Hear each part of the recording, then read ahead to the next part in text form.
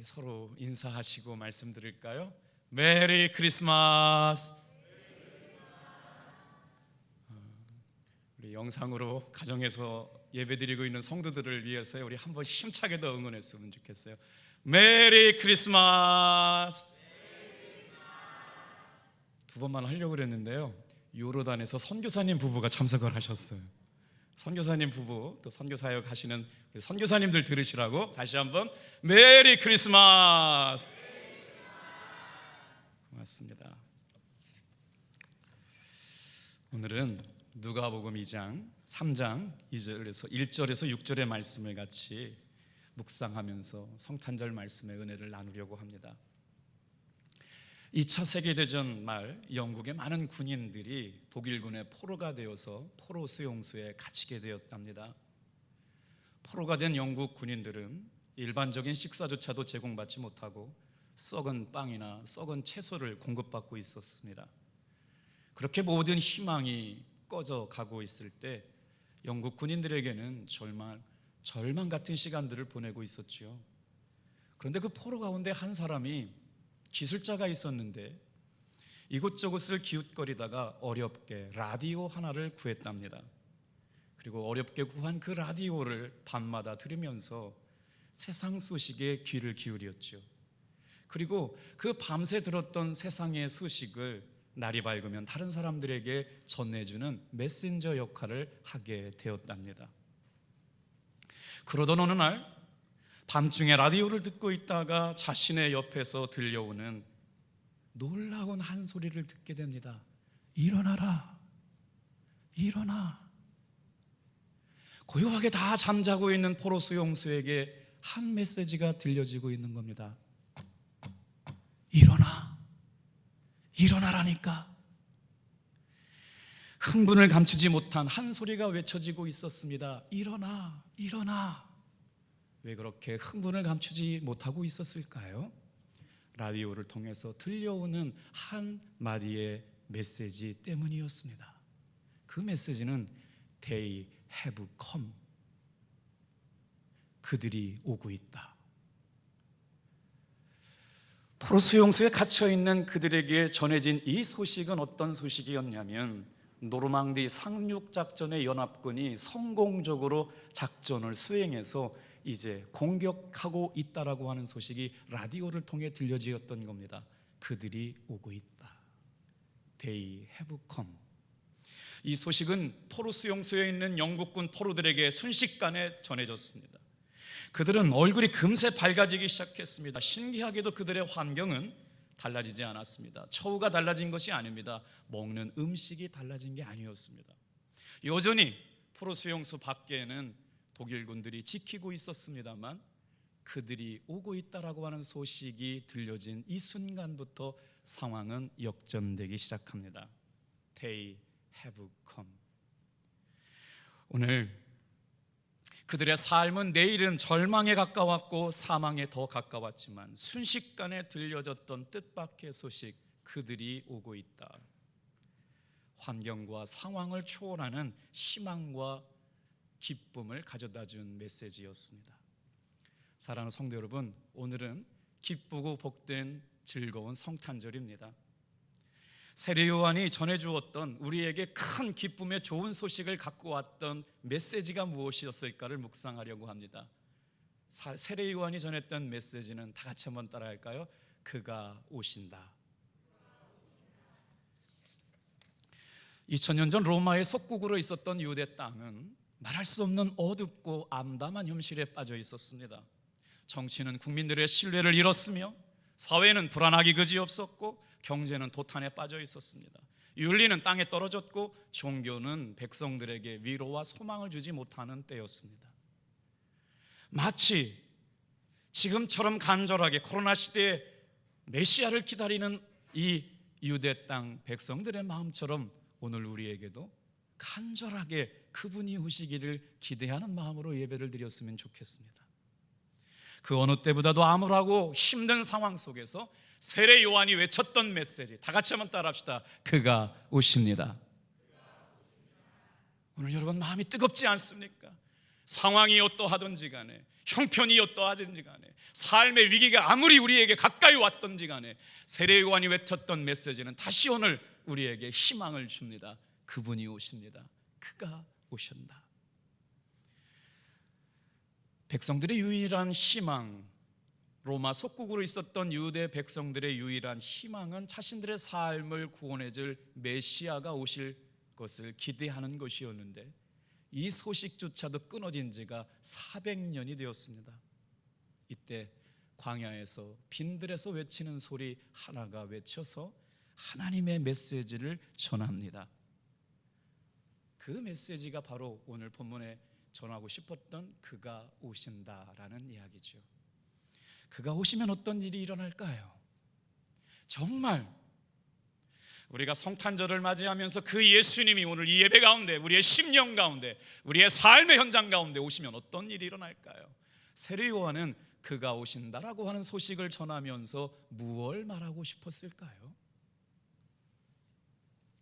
자, 오늘 우리가 함께 읽었던 누가복음 3장 1절부터 6절의 말씀, 이 말씀은 세례 요한에게 임했던 하나님의 말씀입니다.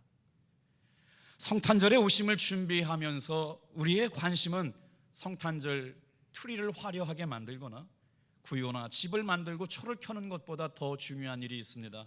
그것은 바로 세례 요한에게 임했던 하나님의 말씀을 듣는 것입니다.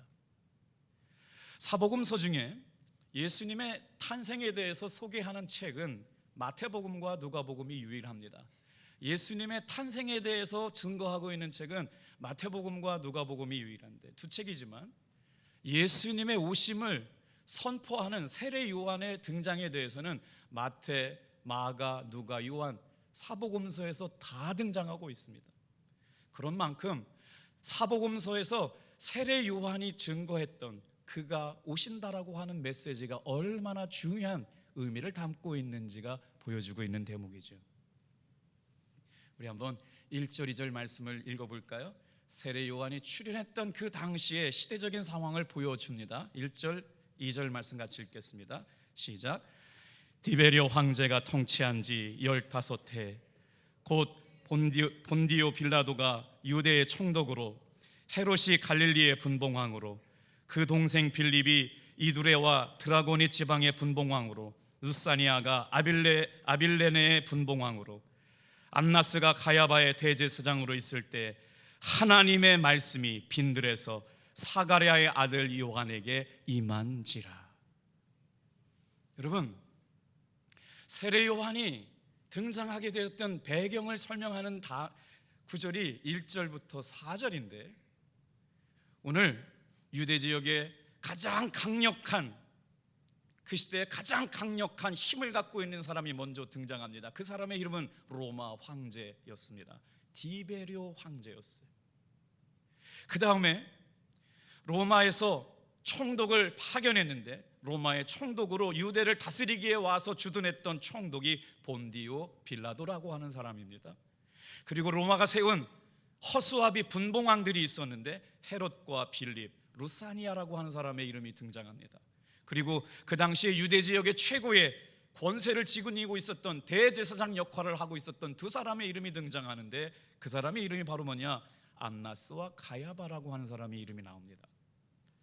그런데 말이죠, 그때 당시에 하늘을 나는 새조차도 떨어뜨릴 수 있는 명성을 가지고 있었던 로마 황제로부터, 총독으로부터, 분봉왕으로부터 대제사장까지 이름이 다 나열되고 있는데, 우리가 성경의 말씀을 읽을 때 눈여겨봐야 할 것이 바로 뭐냐?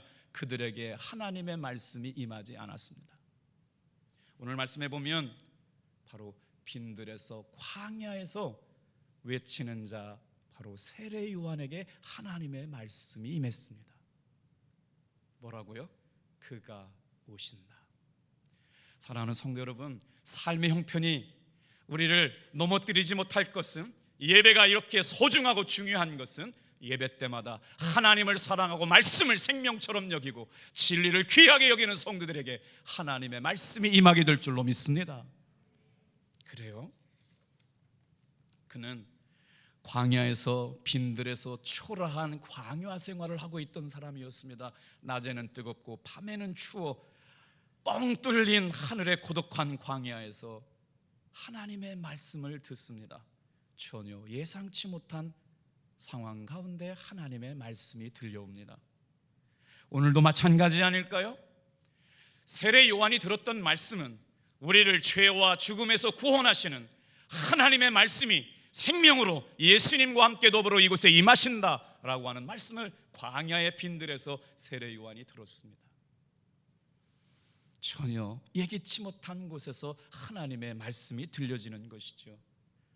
오늘 사랑하는 성도 여러분, 삶의 황편이 아무리 어렵고 힘들더라도 주의 말씀을 기대하고 광야에서 바로 세례 요한에게 쩌렁쩌렁하게 들렸던 그가 오신다, 예수가 오신다, 생명의 주가 오신다라고 하는 희망과 복음의 소식이 성탄절을 맞는 저와 여러분들에게도 들려지기를 축복합니다.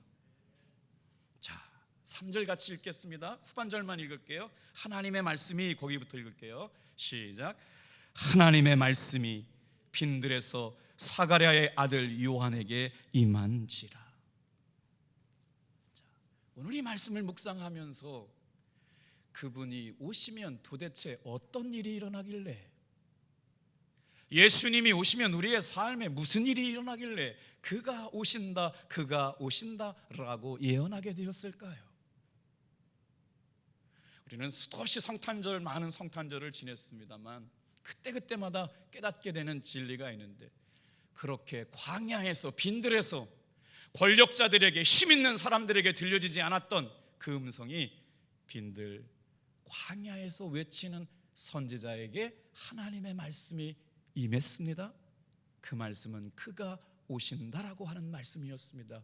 그가 오시면 어떤 일이 있기에 이렇게 외친 걸까요? 자, 우리 같이 3절 말씀 힘차게 읽어볼까요? 이 말씀을 세례 요한은 증거하기 위해서 하나님의 대언자로, 메신저로 선 것입니다. 3절 시작. 요한이 요단강 부근 각처에 와서 죄 사함을 받게 하는 회개 세례를 전파하니. 여러분, 하나님의 말씀이 권력자에게 임하지 않고 광야에서 세상에 빈들에서 외치고 있는 그 종에게 말씀이 임했습니다. 그가 오신다. 오시면 어떻게 하라고요? 다 같이 한번 따라합시다. 회개하고 죄사함을 받으라. 아마 세례 요한은 이렇게 안 외쳤을 것 같아요. 회개하고 죄사함을 받으십시오라고 외치지 않았을까요? 그랬으니까 광야에서 외치는 자의 소리라고 했죠. 권력자에게, 힘 있는 사람들에게, 통치자에게, 종교 지도자들에게 임하지 않은 말씀이 빈들에서 외치는 광야의 한 소리, 바로 하나님의 임재를 경험하고 성령의 충만함 가운데 말씀을 사모하던 한 선지자에게 임합니다. 그의 이름은 세례 요한이었습니다.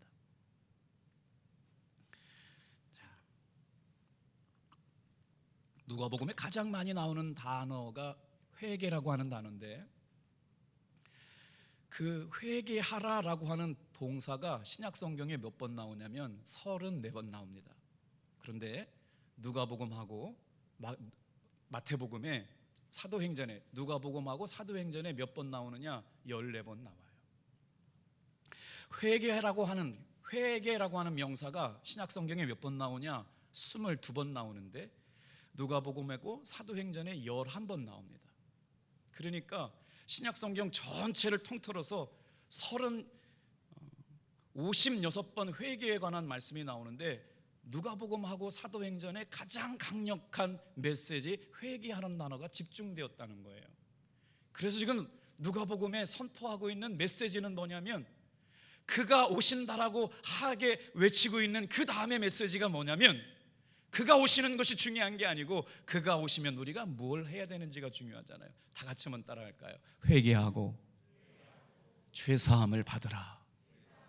이 말씀이 선지자 예레미야, 선지자 세례 요한에게 임했다고요. 광야에서 외치는 자의 소리로 말이에요. 자, 그러면 회개는 뭘까요? 회개는 마음과 생각을 바꾸는 것입니다. 먼저 마음과 생각을 바꾸니 자연적으로 행동에 따라서 변화되는 것이 회개입니다. 그런데 문제는 이 회개라고 하는 것이 내가 생각한 대로 일어나지 않아요. 내가 원한다고 되지 않습니다. 그래서 뭐라고 말씀하느냐? 세례 요한이 외치고 있는 것은 그분이 오시니까 너희들은 어떻게 해야 되느냐? 회개하고 죄사함을 받으라고 외치고 있는 겁니다. 잠시 설명을 해드릴게요. 오늘 우리의 교회의 사명은 성도들로 하여금, 불신자들 하여금 예수 믿게 하고 회개하고 죄사함 받게 하는 일이 최우선의 목적인 줄로 믿습니다. 오늘 지난주에 광고된 대로 4분의 세례 대상자가 있었는데 어떻게 하나같이 감기가 걸리고 어린아이들이 유아 세례를 받아야 되는 이 복된 성탄절에 오지 못하게 되었습니다. 코로나로 참 여러 가지 어려운 일들이 있지만 더 풍성한 날에 은혜를 더하여 주실 줄로 믿습니다. 자, 그런데요, 세례 요한에게 들렸던 바로 누가복음 3장 1절부터 6절의 말씀은 이미 이사야 선지자를 통해서 예언되었던 말씀이었습니다. 그 말씀을 세례 요한이 다시 외치고 있는 것이죠. 이사야서 40장 3절에서 5절의 말씀을 한번 천천히 읽어볼게요. 4절. 죄송해요. 그 말씀이 지금 어떤 말씀이었냐면 세례 요한이 외치고 있는 저 말씀이었다고요. 이사야 선지자가 이사야서 40장에 외쳤던 말씀을 다시 세례 요한이 광야에서 외치고 있는 말씀이에요. 다시 한번 읽어볼게요. 4절 시작. 선지자 이사야의 책에 쓴 바 광야에서 외치는 자의 소리가 있어 이르되 주의 길을 준비하라. 그의 오실 길을 곧게 하라. 모든 골짜기가 메워지고 모든 산과 작은 산이 낮아지고 굽은 것이 곧아지고 험한 길이 평탄하여질 것이요 모든 육체가 하나님의 구원하심을 보리라 함과 같으니라. 이 말씀을 연결해서 한번 읽어볼까요? 그가 오신다. 그러면 어떻게 해야 되느냐? 죄사함, 회개하고 죄사함을 받으라. 그러면 어떤 역사가 일어나요? 다 같이 한번 따라합시다. 모든 육체가 하나님의 구원을 보게 되리라. 오늘 우리는 성경의 말씀을 믿습니다. 세례 요한에게 임했던 하나님의 말씀을 듣습니다. 성탄절에 우리가 다시 한번 들어야 할 말씀이 뭘까요? 바로 회개하고 죄사함을 받으라고 하는 원색적이고 순수한 복음의 말씀으로 돌아가는 곳에 우리의 살 길이 있게 될 줄로 믿습니다. 저는 지난 한 주간 동안 2주 연속 코로나가 생긴 것 때문에 전화를 정말 많이 받았습니다. 혹시 전화를 받지 못한 성도님들 때문에 서운함이 계시면 용서해 주시길 바랍니다. 우리 교역자들이 전화기를 내려놓을 수 없을 만큼 이 전화 받으면 저 전화가 오고 이 전화 받으면 저 전화가 오고 판단하고 결정해야 될 일이 정말 많았습니다. 그중에 가장 마음 아픈 이야기는 목사님 죄송합니다, 이번 주부터는 교회를 못 나가겠습니다라고 하는 전화였어요.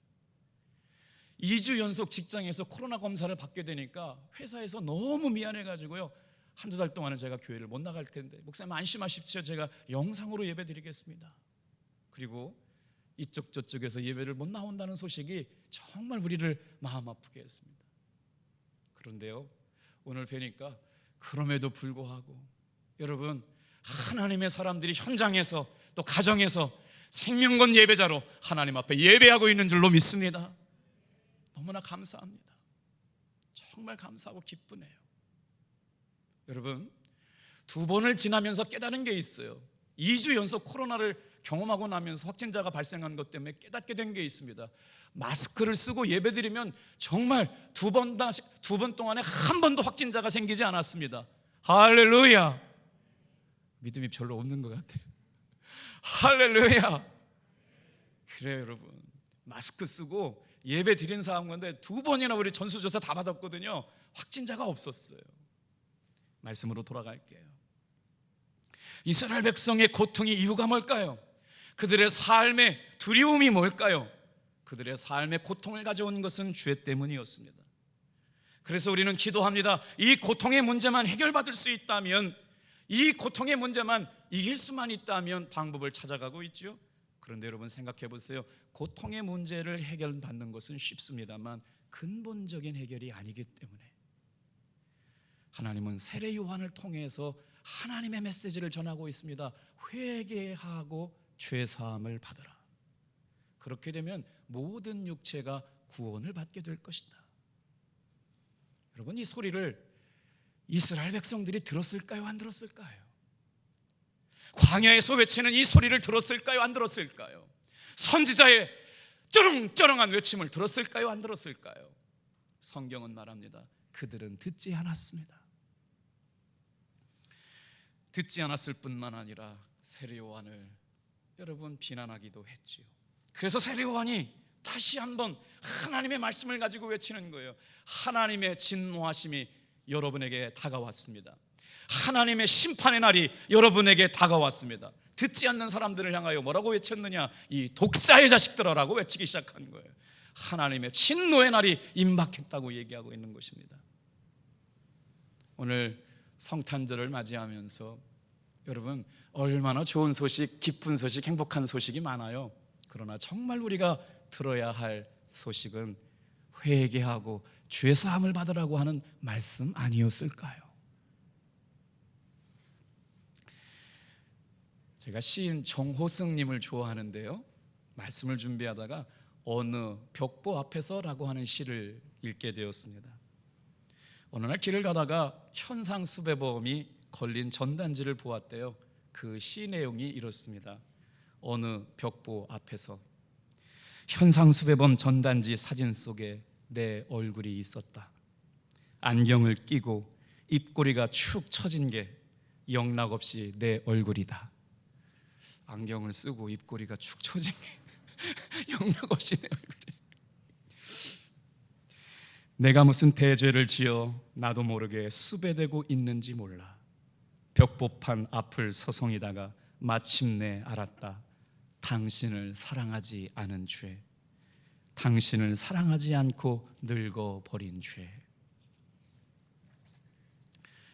사랑해야 하는데 바쁘다고 사랑하지 못하고 살았나요? 어렵고 힘든 성도에게 위로한다고 마음은 먹었지만 바쁘다고 핑계대면서 모른 척 하셨나요? 지금 사랑하면 될 것을 다음에 하겠다고 미루어 본 적은 없나요? 오늘 우리는 회개하고 죄사함을 받으라고 하는 명령 앞에서 얼마나 그 명령을 순종하고 살았는지를 돌아보는 시간들 되었으면 좋겠습니다. 마틴 루터가 자신의 죄를 발견하고 나서 하나님께 한 말이 있습니다. 보소서 주님, 저에게는 선한 것이 하나도 없습니다. 코로나를 2주 동안 지나면서 정말 많은 괴로움 가운데 있었습니다. 온 성도들과 함께 성탄을 맞이해야 되는데 그렇지 못하는 마음 가지고 비통한 심정을 가지고 주님 앞에, 주님, 저에게는 선한 것이 하나도 없습니다. 주님께 집중하고 주님께 묻고 주님만이 나의 삶의 소망이십니다. 그때 자유함이 오더라고요. 주님이 하실 일일 거야. 사랑하는 성도 여러분, 여러분의 삶에 희망의 끈을 놓지 않게 되기를 바랍니다. 아무리 절망의 순간에도 주님이 오고 계시기 때문입니다. 자, 그러면 오늘 이렇게 회개하고 죄사함을 받으라고 하는 세례 요한의 선포는 이런 말씀으로만 끝났을까요? 그의 말씀은 놀라운 희망을 담고 있습니다. 오늘 말씀을 묵상하면서 누가복음 3장에서 재미난 문장 하나를 발견합니다. 세례 요한이 회개하고 죄사함을 받으십시오, 회개하고 죄사함을 받으십시오 라고 하는 외침이 누가복음 3장에 3번이나 등장합니다. 어떻게 해요? 놀랍게도 10절과 12절과 14절에 그렇게 외쳐지고 있죠. 그랬더니요, 회개하고 죄사함을 받으라고 하는 대답을, 말씀을 들은 백성들의 반응입니다. 다 같이 한번 따라해 볼까요? 그리하면 우리는 무엇을 할까요? 들리십니까? 광야에서 외치는 세례 요한의 외침이, 첫째는 그가 오신다는 것이었고요, 둘째는 회개하고 죄사함을 받으라고 하는 것이었고요, 그 말씀을 들었던 이스라엘 백성들이 뭐라고 얘기해요? 그러면 우리는 어찌하면 좋을까요? 여러분, 정말 지금 예수님이 우리 가운데 오신다면 우리는 무엇을 해야 할까요? 어찌하면 좋습니까? 라고 하는 질문이 누가복음 3장에 3번이나 들립니다. 그러면 우리는 무엇을 하리요? 그때 15절, 16절, 18절 말씀에 세례 요한의 희망에 담긴 메시지가 선포됩니다. 우리 15절 말씀을 같이 한번 읽어볼게요. 같이 읽겠습니다. 시작. 백성들이 바라고 기다림으로 모든 사람들이 요한을 혹 그리스도신가 심중에 생각하니 16절 모든 사람에게 대답하여 이르되 나는 물로 너희에게 세례를 베풀거니와 나보다 능력 많으신 이가 오시나니 나는 그의 신발끈을 풀기도 감당하지 못하겠노라. 그는 성령과 불로 너희에게 세례를 베풀 것이요. 아멘. 18절 시작. 또 그 밖에 여러 가지로 권하여 백성에게. 여러분 10절과 12절과 14절에 그 말씀, 그 외침을 들은 사람이 그러면 우리는 무엇을 하리오? 라고 외치고 있을 때 세례 요한이 백성들이 바라고 기다렸던 것을 알고 있었기 때문에 나보다 뒤에 오시는 이는 능력 많으신 분이고 나는 그의 신발끈을 풀기도 감당하지 못하겠는데, 다 같이 한번 따라합시다. 그는 성령과 불로 너희에게 세례를 베풀 것이라. 사랑하는 성도는 회개하고 죄 사함을 받으라고 선포하는 세례 요한의 말씀 가운데 어떤 은혜가 있느냐? 그 회개하고 죄 사함을 사모하는 마음속에 성령의 불이 임하게 될 줄로 믿습니다. 하나님의 충만한 임재가 임하게 될 줄로 믿습니다. 자, 그래서 성경학자들은 회개하고 죄 사함을 받으라고 하는 이 본문의 초점이 어디에 있느냐? 바로 마가복음 1장 15절에 있다고 연결하고 있습니다. 한번 읽어볼게요. 같이 읽겠습니다. 시작. 이르시되 때가 찼고 하나님의 나라가 가까웠으니 회개하고 복음을 믿으라. 아멘.